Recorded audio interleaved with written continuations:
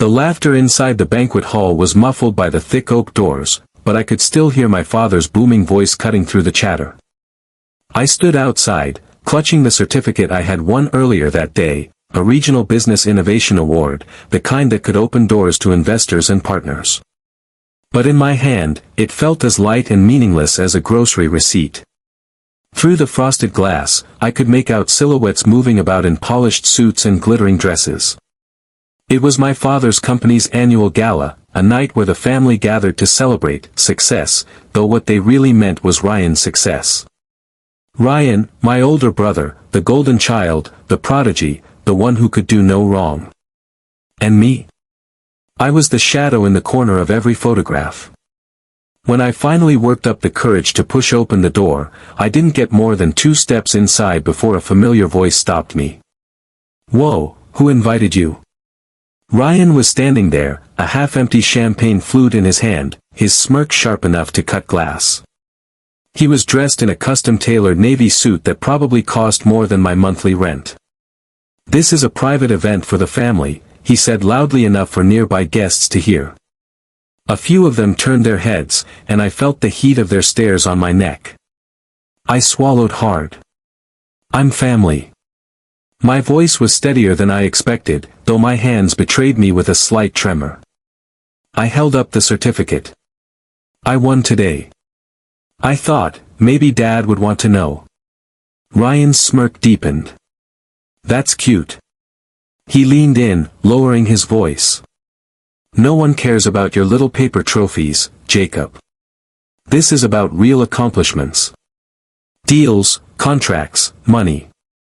Not, whatever you think you're doing." Before I could respond, my father appeared behind him, clapping Ryan on the shoulder. "Jacob," he said flatly, as though saying my name was an obligation. His eyes flicked down to the certificate and back to my face. "You're still playing at those competitions. You're not a boy anymore. It's time to focus on something real." Then he turned back to Ryan and started talking about some merger deal as if I had already left. I stood there, feeling the floor tilt beneath me. Every muscle in my body screamed to walk out, but something in me, maybe stubbornness, maybe pride, kept me rooted. My mother, seated at a nearby table, gave me a small, almost imperceptible shake of her head. Not a kind one. More like, "Don't cause a scene." So I left without another word, my footsteps echoing in the marble-floored hallway, the sound hollow and lonely. That night, I lay awake in my small apartment, staring at the cracks in the ceiling. My father's words replayed in my head, mixing with years' worth of smaller, quieter dismissals. I thought back to when I was 12 and built a homemade solar-powered water pump for a school science fair. I was so proud. But at dinner that night, Dad barely glanced at it before asking Ryan about his basketball game. Or when I got accepted into the state university with a partial scholarship, and he simply said, "Ryan's school is better." My mother never spoke against him, never defended me. She was quiet, always watching, always smiling politely at the right times, but her silence stung more than any insult. It said, "You're not worth the fight." In university, I kept my head down and worked part-time jobs to cover what my scholarship didn't. I spent long nights in the library, not just studying, but planning, drawing out business models, researching trends, trying to figure out how to turn my ideas into something that mattered. I couldn't afford the luxury of their networking dinners or overseas trips.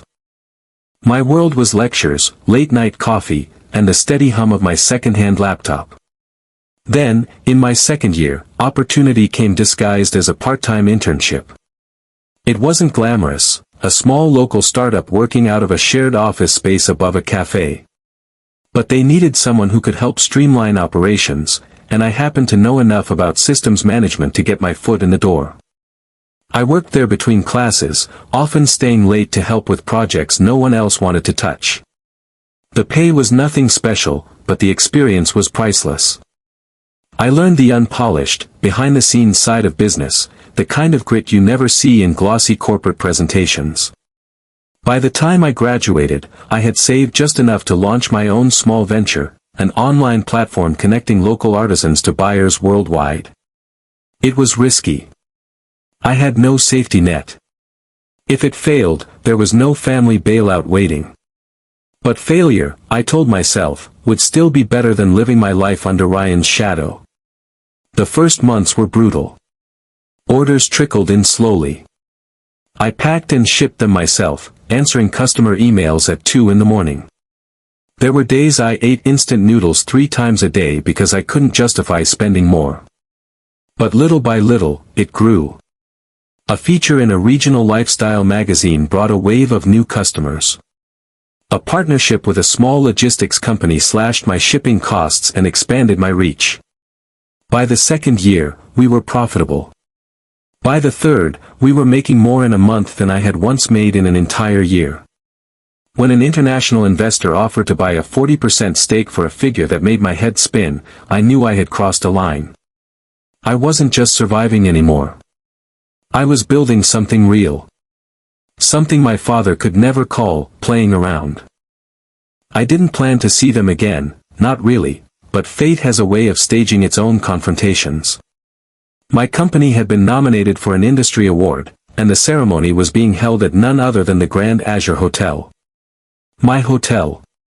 Well, not yet. But I had just signed the final documents to purchase it through an investment group I now had significant control over. The ink wasn't even dry when I walked through those same marble doors I'd once been turned away from. And there they were. My father, my mother, Ryan, all at a table near the front, dressed to perfection, the picture of a wealthy family. Ryan spotted me first, his eyes narrowing. "What are you doing here?" he asked, almost the same words he'd said years ago. I smiled, the kind of smile you give when you're holding cards they don't know exist. "I'm here for the event. And also," I gestured toward the grand chandeliers above us. "To check on my property." They blinked, confused. My father frowned. "Your property?" "The Grand Azure," I said casually. "The investment group that just bought it. I own the majority stake. Thought I should see how my staff is doing." The silence that followed was delicious. Ryan's smirk faltered. My father's jaw tightened. My mother looked down at her wine glass, her lips parting as if to speak but finding no words. I didn't stay long. I had no interest in dragging it out or delivering some grand speech about resilience or vindication. My presence was enough. The look on their faces was enough. As I left, I passed the front desk clerk, the same one who, years ago, had told me they couldn't let me in. She recognized me, her eyes widening slightly. This time, she didn't ask for my name. She simply nodded in respect. Outside, the cool night air felt like freedom. For the first time in years, I wasn't thinking about what they thought of me. I wasn't thinking about proving them wrong anymore. I had already done it. And as I walked away from the hotel I now owned, I realized that sometimes, the sweetest revenge isn't about confrontation. It's about building a life so far above their expectations that their opinions no longer matter. If this story moved you, make sure to like, share, and subscribe for more powerful tales of resilience, revenge, and success. Your support keeps these stories alive, and I promise, the next one will be even better.